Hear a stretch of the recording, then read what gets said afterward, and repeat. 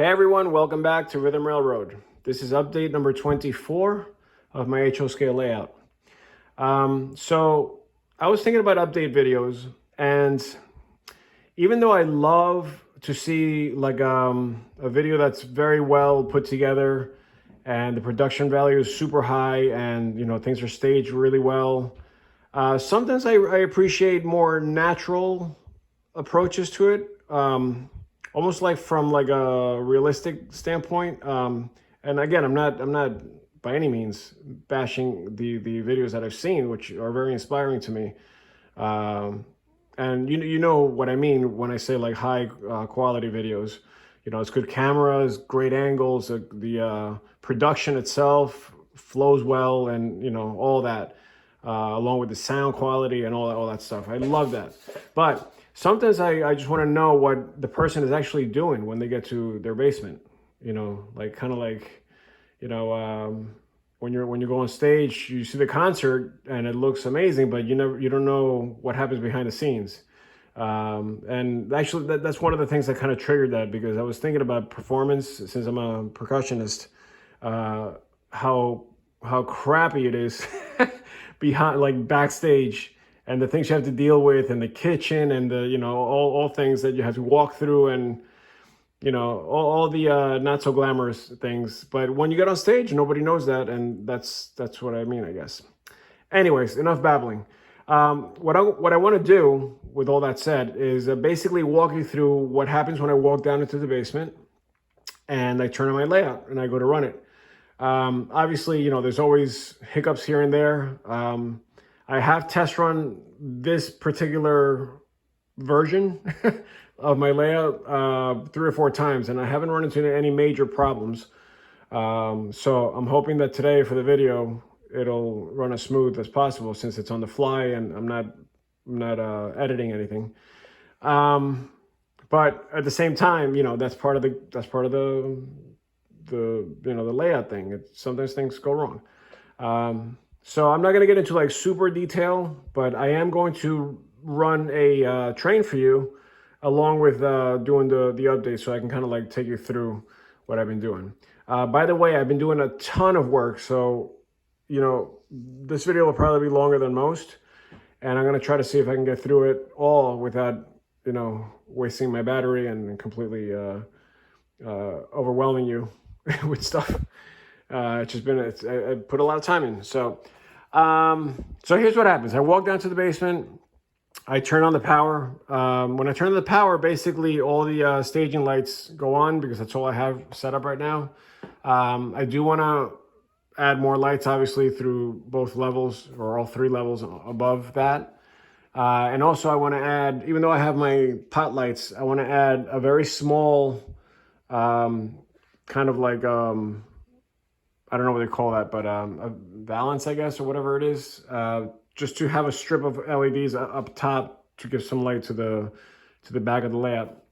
These pot lights are great, but they only point down, and I feel like the light doesn't spread until it gets very low. So I have like a lot of dark spots up there. You can see one right there, that I want to, make better. So here's what happens. So I go to my computer. That's the first thing, to fire up my panel.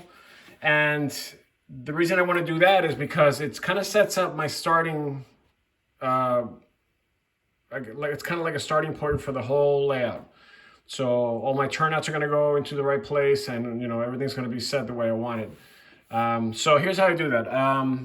Obviously I got to go to JMRI Panel Pro. That's what I'm using. And once this boots up, you're going to see that there's 2 panels that show up, aside from the main panel. So these 2 panels, I have them starting automatically because I need this for the IP address, which is your Y-Turtle server. And that's the internal IP address. That's what's happening inside my house, so that I can hook up my iPad and any other devices that I have around the layout, with the web server. Now I'm using that strictly for like I'm having another panel in a remote location, so I don't have to come back to the computer every time. It's not for my throttles. My throttles, I'm using a Digitrax LNWI, which is the the Wi-Fi spot for the layout itself. So that's where the thralls are getting their information from. And the reason I'm doing that is because I don't want to deal with a low signal from the house router. So this is right here in the basement, and it creates a very strong signal just right here. So it's just less chance for things to go wrong. Okay, then the other thing is this. This is the route table. And I think I mentioned this in one of my previous videos, but I basically set up a starting route so that all my turnouts basically go into the right position as we get started. So I'm going to open up my panels. So you go to panels, you go to load panels, and sometimes this helps if you're not used to using JMRI. The panel I want is the HO dispatcher here, HO layout dispatcher. So I'm going to load that up. The panel's going to pop up. There it is. I'm not going to talk too much about the panel, but all I'm going to say is that I have been just working a lot on signals, and some of them are physically on the layout, some of them are just virtual signals. And the reason I did that is because you need virtual signals in order for the other signals to work. I'm not going to say correctly, I'm going to say better, because they work correctly even if you don't have that. But you know, if you want to see that red signal drop when you go to the next block, the way real railroads work, then you got to set it with protection for blocks ahead of it and things like that. But either way, it's still set up as ABS right now. It's not CTC. I'm going to be using a CTC panel when I get a better grip on CATs, and CATs kind of piggybacks off of JMRI. So anything basically that I set up here, it's going to be able to speak to that software. But that's a situation where I can control it more with like a dispatcher type thing. But when I'm here by myself, I'd rather just have like automatic signals and just have them switch as I go. Okay, so nothing really new. This is my staging yard. We travel north this way. As we get out of this is basically the end of the reverse section. Then this is the actual layout, and we have basically Schenectady is like right here. And as we travel north, we're gonna hit Saratoga Springs. Then we're in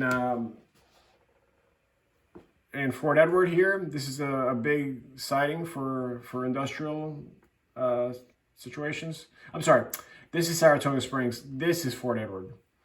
And then we're in, I don't even know the name of the towns yet. Okay, Whitehall. That's where this yard is, and I think there actually is a transfer yard there. And then once we get up a little higher, this is Ticonderoga around here somewhere. The helix would be pretty much Ticonderoga, and then Port Henry. As we pop out here, this would be going north still. This is Port Henry here, then Plattsburgh, and then we head back home with this return loop. So I consider this like Canada. So it's kind of like turning around. Even though they probably don't do that. But that's how you get back down south. This up here is going to be my CSX double main eventually. So this is just representing the CP, so you can see in reference to the CP how the CSX crosses. So I'm not even close to being done with that yet. So that's why it's just sitting there. So basically I'm just using this right now to control my train. So anyways, so what I do is I go to that panel that you saw before, the route panel. And as you can see now, because I loaded my panel, it says Rhythm Railroad Startup. So when I hit that, all of my tortoises are gonna go into the right place. See, you can tell that there's no real direction. They're not set to anything, they're just there. So watch what happens when I hit set. You can see they're all changing, and they're all basically set the way I would like to start the session. So now I can see, that all these are set this way. I can see that this is closed. I can see that all these are set up to the main line, and the helix, the exit of the helix is also set to the main line. So basically that's how I wanted it. The crossover is not set, to be thrown there. But if I hit it, obviously, you see it, and you could hear the tortoises back there. But so we're just gonna keep it straight. Let me just make sure that it worked. Yep. Okay, so that's how I basically start the setup for my layout. Then the next thing that I need to do is apply power to the layout, because the reason why you see everything in red with the exception of the reverse loops here and here is because everything is being detected as occupied, and that's like a safety thing. That's so nobody moves until you have power to the track. So let me just grab my, I thought I was charging, so let's see. Hopefully I have enough juice here. And one thing I have to do, which is super annoying right now, but I guess I gotta kind of do it, is I gotta put my locomotives that automatically start up, and that's all Tsunami 2 locomotives. They automatically start up when you put when you apply power to the rail. With a few exceptions, I have to turn them all off. I have to program them so they don't do that, because it's really annoying. And some of them are really loud. So you'll see right now when I apply power here. Let me just make sure I'm connected. I'm just going to reboot this. Yep. Okay. So when I apply power,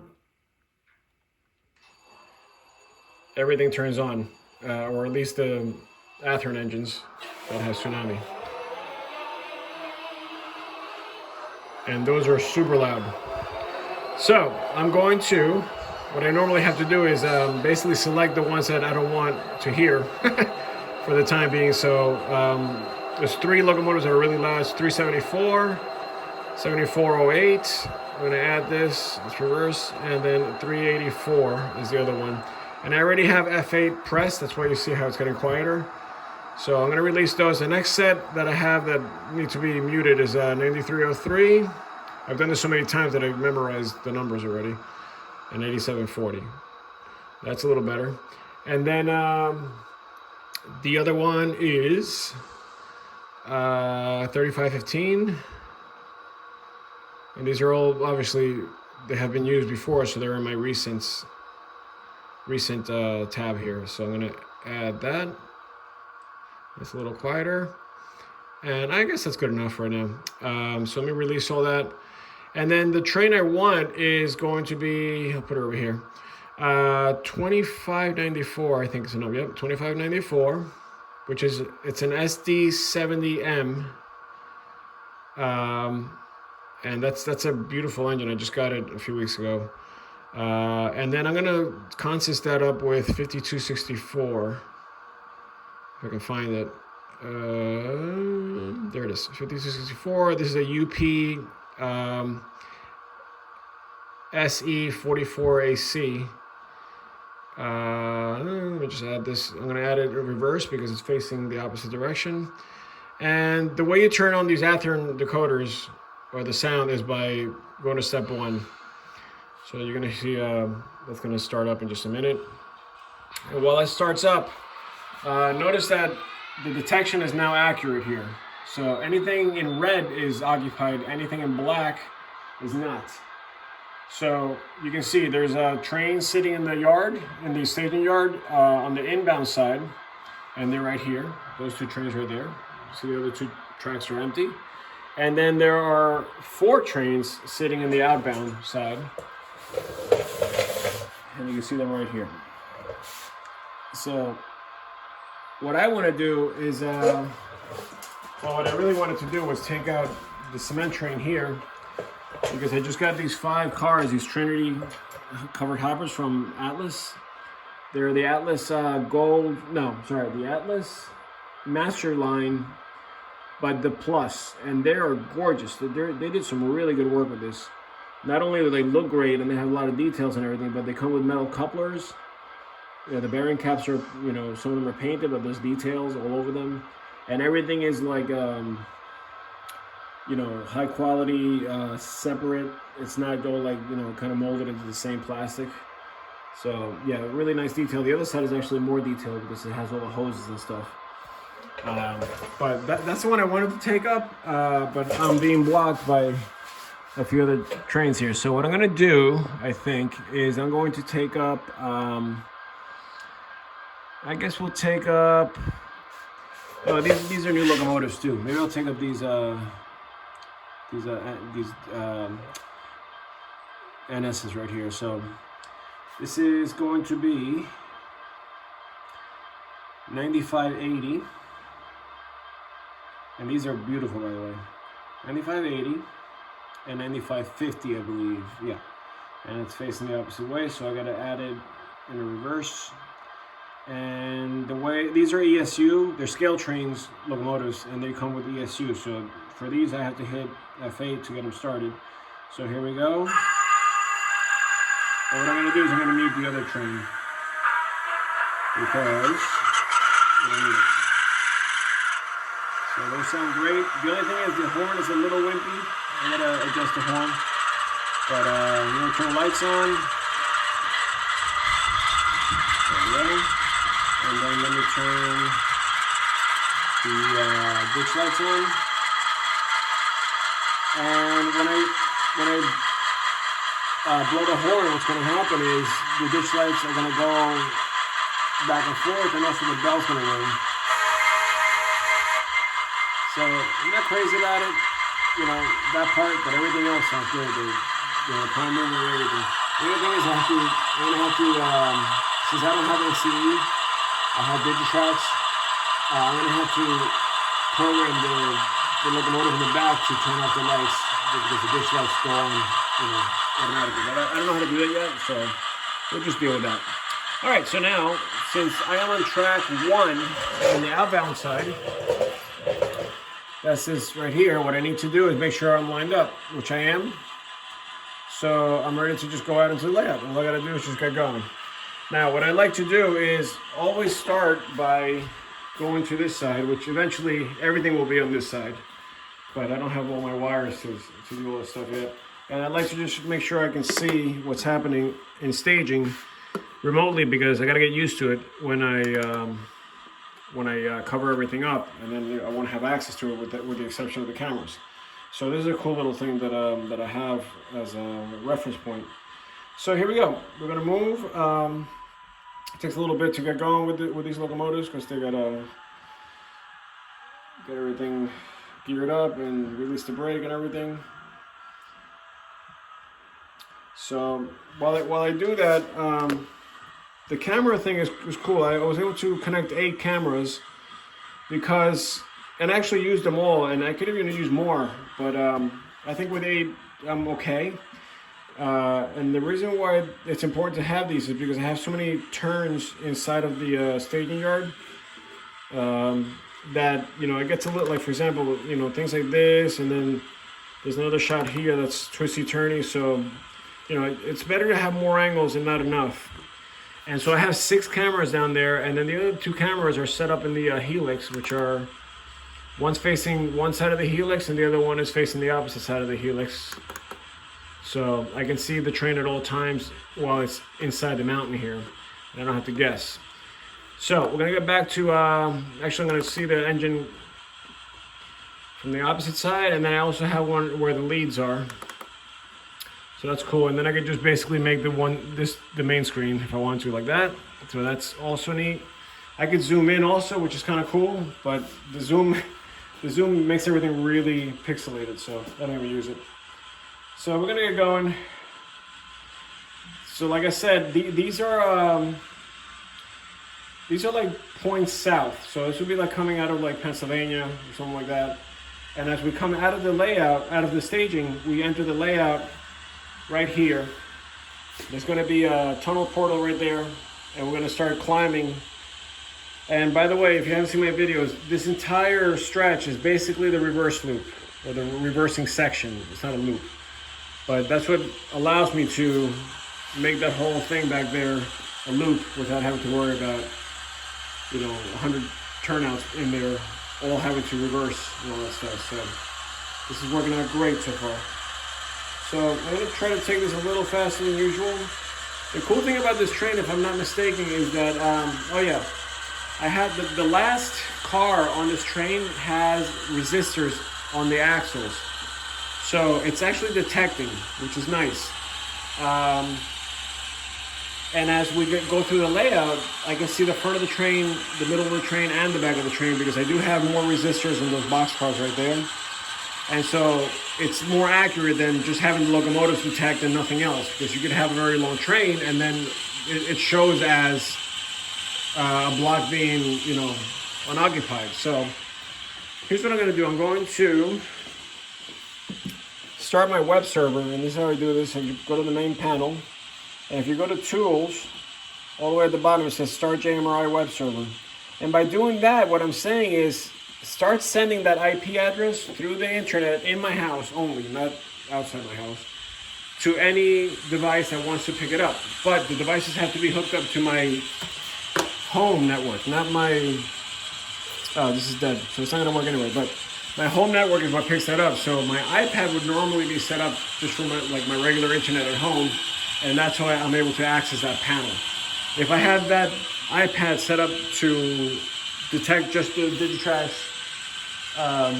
you know, Wi-Fi, the LNWI, it won't pick this up. It won't pick up the web server. So this is Schenectady. Nothing has really happened here with the exception of like, I'm working on the CSX stuff, but I'm probably gonna do a separate video for that. But I did want to share this. This is new. I finally set up the bridge that I was building, and it works. I ran, you know, trains through it. Everything works, but work in progress. The gate has been holding up great. Knock on wood. Nothing like major that I have to adjust. The only thing is the second level has always been a little tricky because it's just the way, you know, it's just kind of like supported by these 3 columns here. And even though it's solid, it does, you know, it has warped a little bit. And also because the basement is basically new. All the lumber in the framing I just built in March. So everything's kind of shifting and moving, and, you know, things are adjusting, but it's nothing major. The only thing is that I cut this gap a little too big in the summer. And now with the winter, when everything kind of contracted, it kind of pulled them apart a little too much, but no derailments. It's just, you know, I have to make sure I keep an eye on it as I go. All right, so as the train, we're on the CP NS line right now. As we head up the grade here, basically what's in front of the train right here is the CSX territory. And I would consider this like Albany around here. So, you know, obviously there's a lot to do here. I have no idea what's gonna happen. But I do have a little spur here. I don't know where that's gonna be. You know, that I can switch out some cars there. That's kind of new. The bridge scene is working out great. So far, the bridge is having very few problems. I had to like adjust a little bit of the height there because it had a little dip in it. So it's much better. And these are gonna be the double mains from CP that are gonna cross over here. So I'm just kind of mocking it up right now just to make sure I can have that figured out. All right, one of the biggest things that we're working on is the signaling. And as you can see, right now we're looking at a flashing yellow for the main line. And the flashing yellow over red basically means that the main line is, I think it's called an approach medium or something like that, or be prepared to stop. So it's not like a full-blown green. And the red on the bottom basically dictates the, you see, I just knocked it down because that's what's supposed to happen. It's protecting that block. But the red on the bottom is saying that the diverging route is not available right now. Now, that's not necessarily the case. It's just, I think it's just the way I programmed it originally. So let me just go back here. This is the mountain, basically, obviously. I haven't done too much. I just wanted to have it kind of like there so I can know what it's going to be like. And it's not really interrupting or interfering with anything. So I can't wait to finish that. It's just that, you know, I don't want to close myself in too much because it'll be a problem later on. Okay, so here we are. These are the actual signals that I have set up. And what you're going to notice is that the one on the right is going to probably turn green once I cross here, once I get into the block. Because, let's see if it does it. Well, it didn't do it. I wonder why. Maybe this is what the other turnout's not set up. Let's see. See, this is what I mean. So this has never happened before. I've never not had a green there. But maybe it'll turn green. Oh, you know why it is? I know why it is. Because I have resistors on that last car. So it's still seeing it as a blocked or an occupied section at the back of the train. So it's only when that last hopper crosses that you'll see that turn green on the right side. And that's what automatic signaling is. So there's no dispatcher changing that. It just does it by blocks. And so here we go. This is where it should happen. Let's see if it happens. Yep, there it is. All right, so good. So this thing is smarter than me, obviously. All right, I'm just gonna bring the train to a stop for a second here because I have a few things I want to just talk about that have been happening.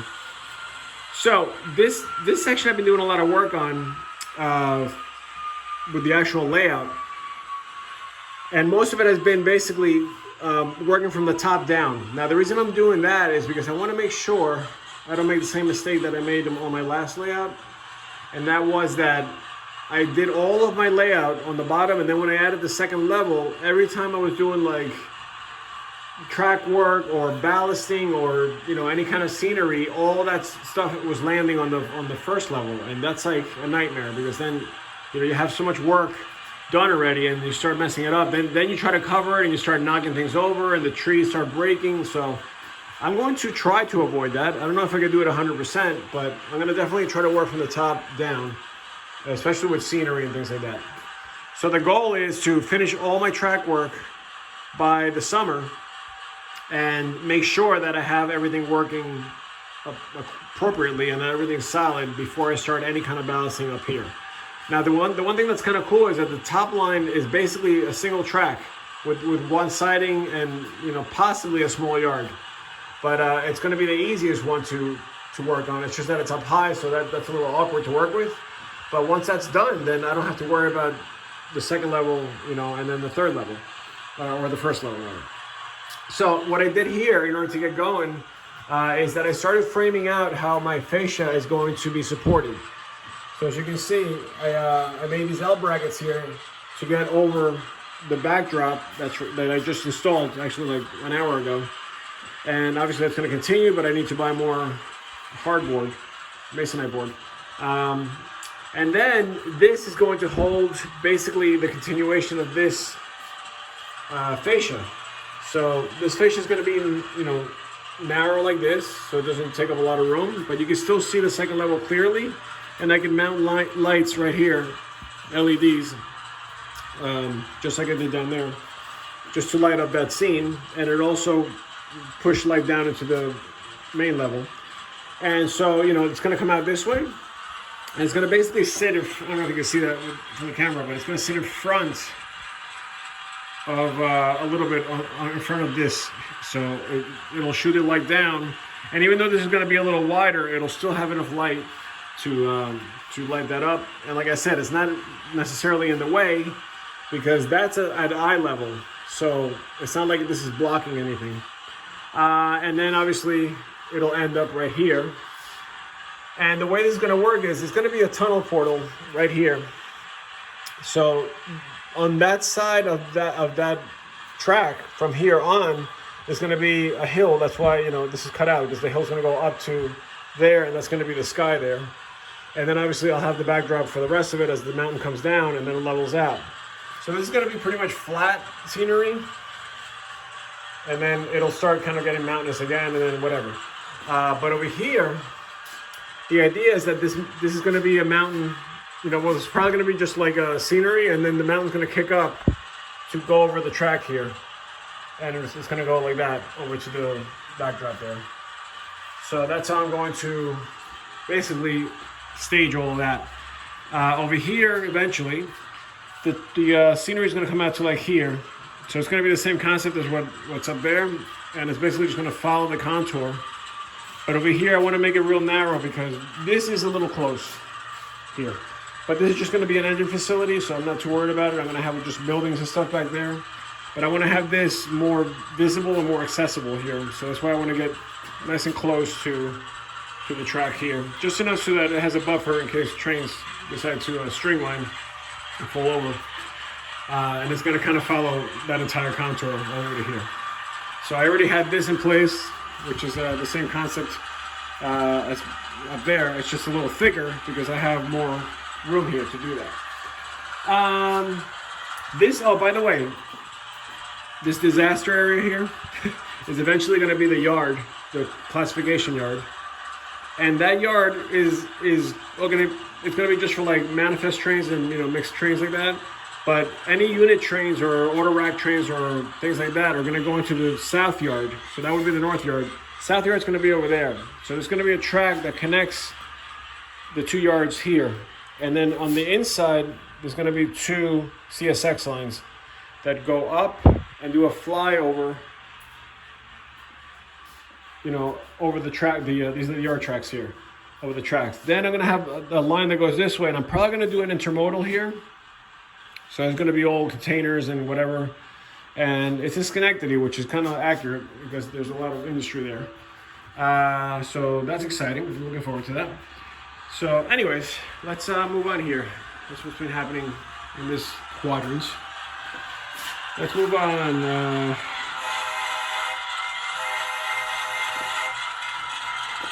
These locomotives are they sound great.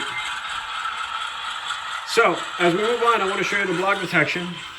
You can see that right now we're here. This is Saratoga Springs. Sorry about the focus. And now as soon as we enter the next block, you'll see that the signals are switching here virtually as we enter the next block right there. And you can see that the red dropped,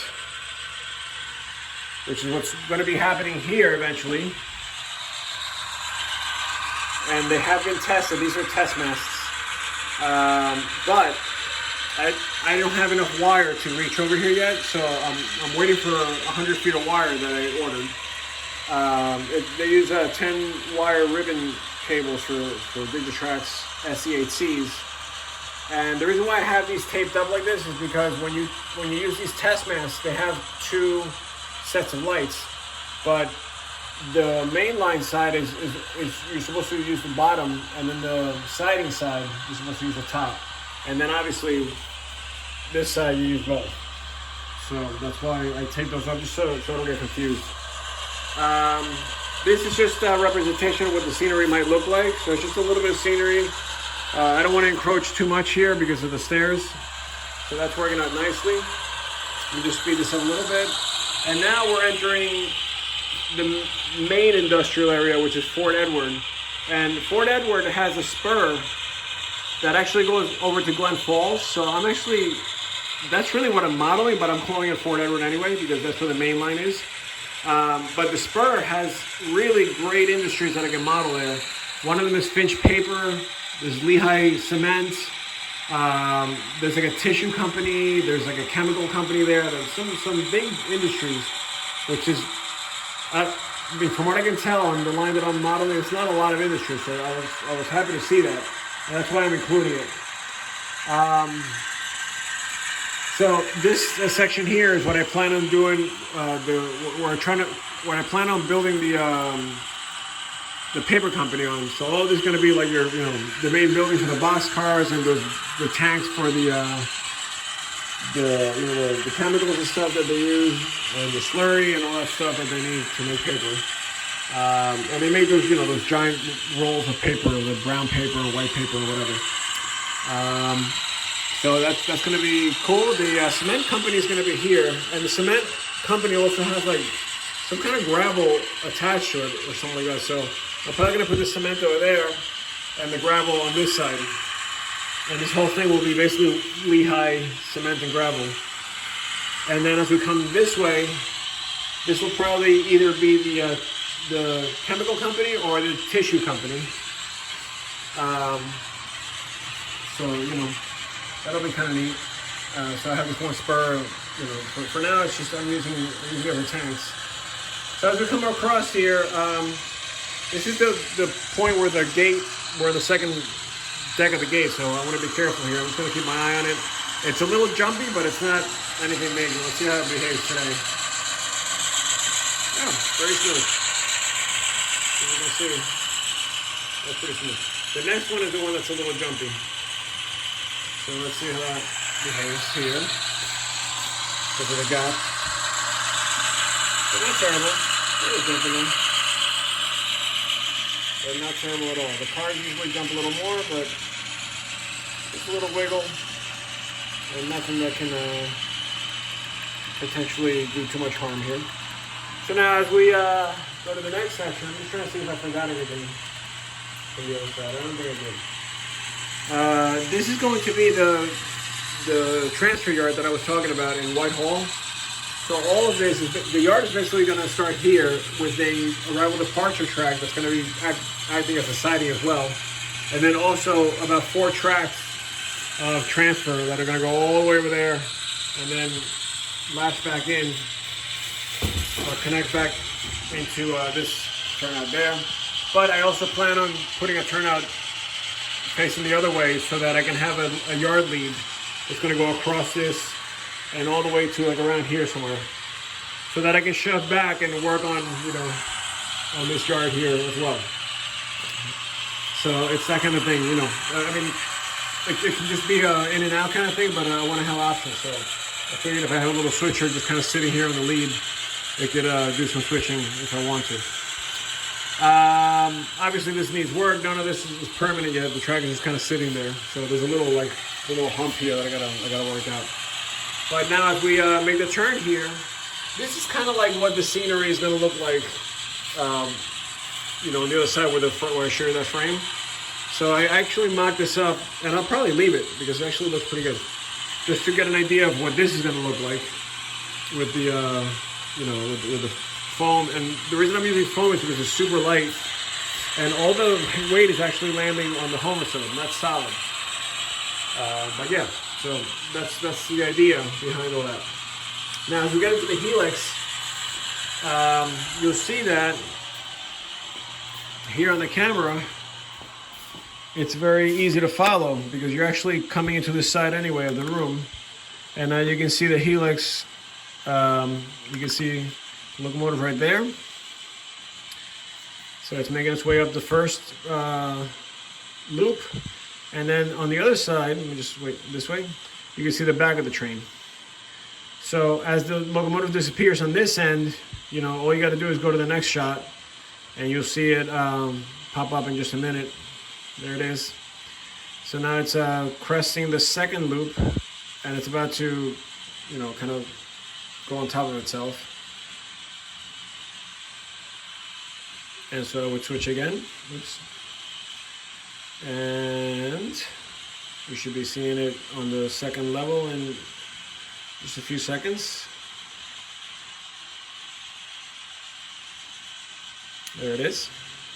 So it's cool because I could follow, you know, along. Now I left my zip tie canister there, so that's actually, you can see better than that. But that's the idea behind that. And then the cool thing is that as you walk around to see your exit point, you can see everything on the video, and it'll be up on a big screen here. And then all you got to do is walk through, and it's natural. It's like a natural progression. So now you can see how the train is going to be behind, like under the mountain, and it's going to pop out right there. So it actually came out nice. Actually, the first time I run a train through here, so you know, that's kind of cool. Now, what happens here is, if you go left, that's the main line. If you go right, that's basically the other side of the reverse loop. So this is going to basically continue to run around the entire perimeter of the basement, and it's going to pop out over there, and then that's how it comes back in and heads south. So obviously there's going to be signals there where the locomotive, when that train has to stop, so you know, if there's a train here, it won't crash into it.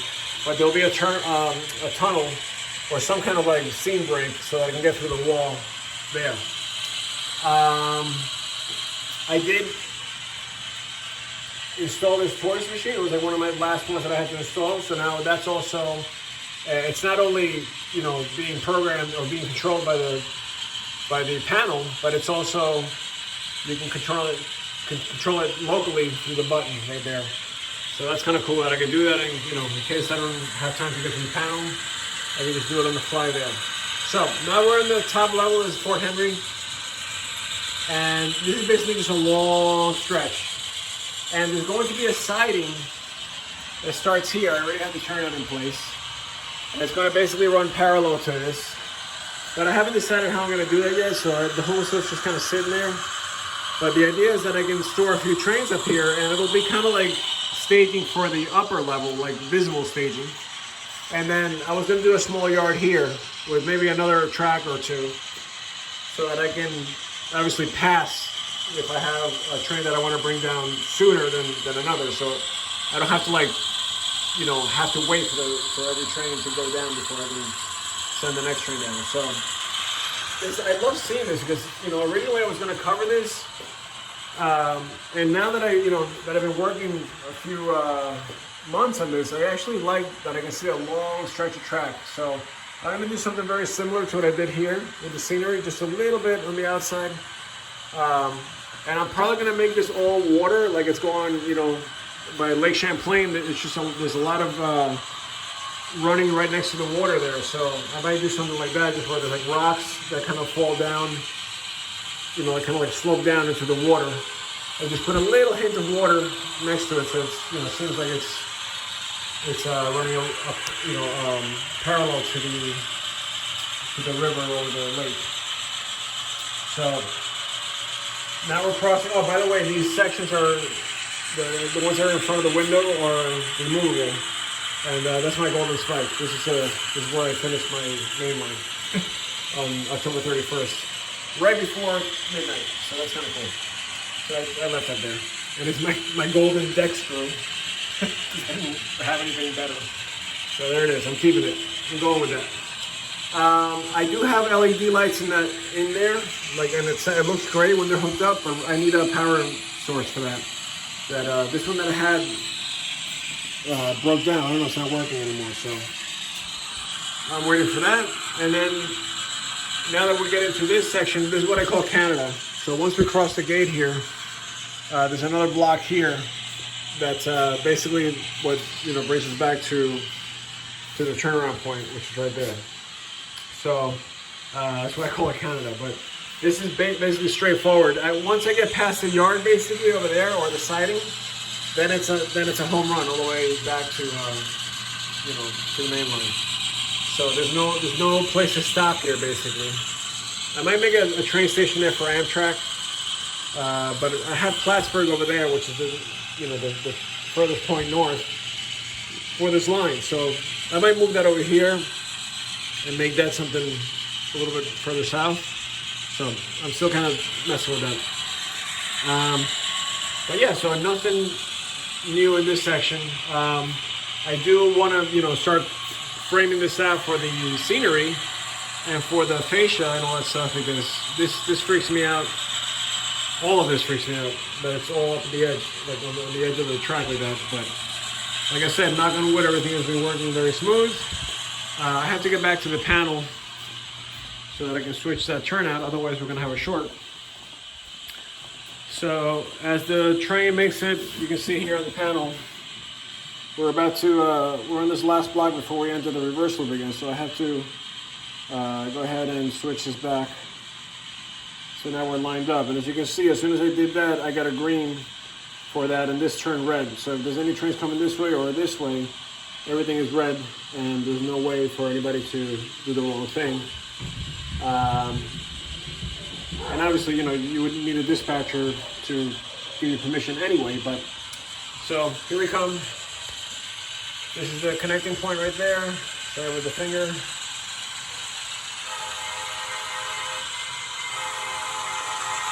And now we're heading, oops, I'm not sure what happened there.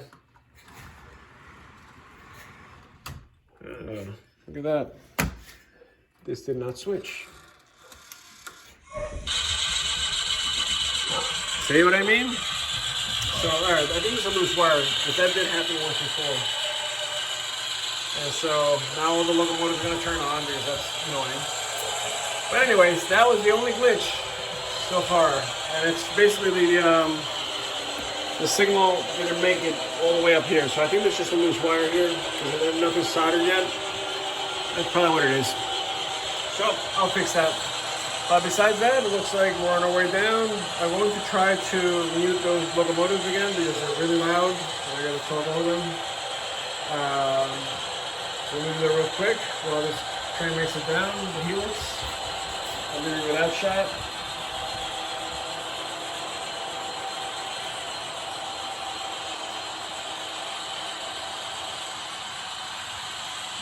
That's better.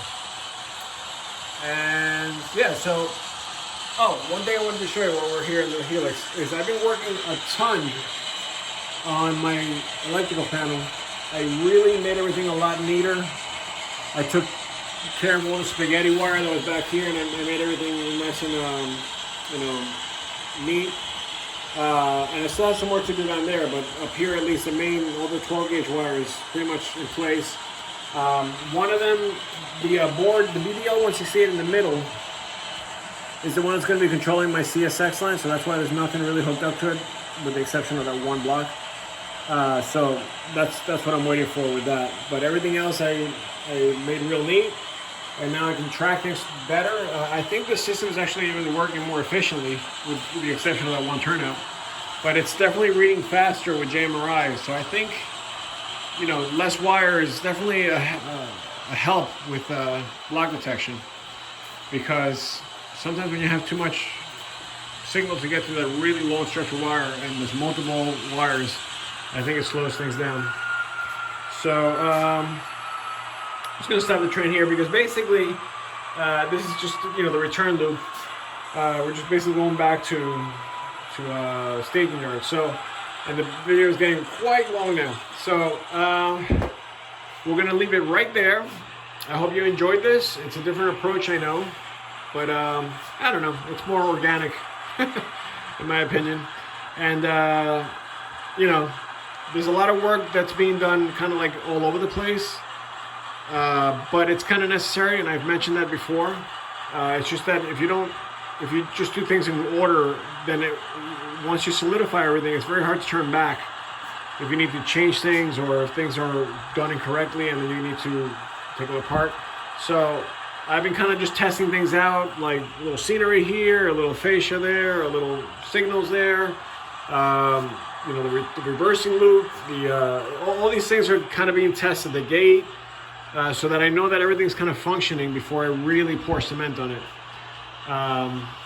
And that's just the way I do things. Maybe it's not ideal for some people, but it works for me. And at the same time, I can run some trains and kind of have fun with it. So that's that. All right. Well, I hope to see you on update number 25, but this is the end of 24, and I hope you enjoyed it. Merry Christmas and Happy New Year.